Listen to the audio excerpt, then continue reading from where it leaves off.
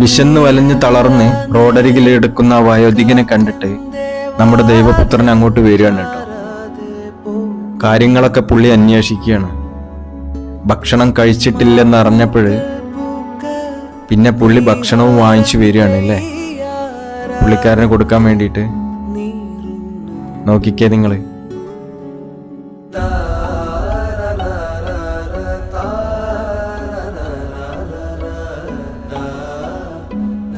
നമ്മുടെ ഇന്നത്തെ തലമുറയിലെ മക്കള്, ചെറുപ്പക്കാര് കണ്ടുപഠിക്കേണ്ട ഒരു കാര്യം കൂടിയാണ് കേട്ടോ അത്.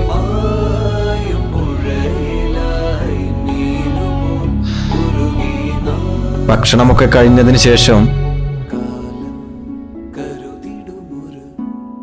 പുള്ളിക്കാരന്റെ കയ്യിൽ നല്ലൊരു തുകയും കൊടുത്തിട്ടാണ് കേട്ടോ നമ്മുടെ ഹുസൈൻ മൻസൂരി അവിടെ നിന്നും മടങ്ങുന്നത്. ആ ഭക്ഷണം കഴിച്ചപ്പോഴേ ആ വയോധികന്റെ മുഖത്തുള്ള ആ ഒരു സന്തോഷം നോക്കിക്കേ.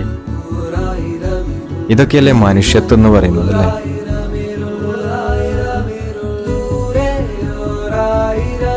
ഇങ്ങനെ ഒരു 100 പേര് നമുക്ക് ചുറ്റുമുണ്ടെങ്കിൽ, നമ്മുടെ സമൂഹത്തിലുണ്ടെങ്കിൽ, നമ്മുടെ സമൂഹം എന്നേ നന്നായി.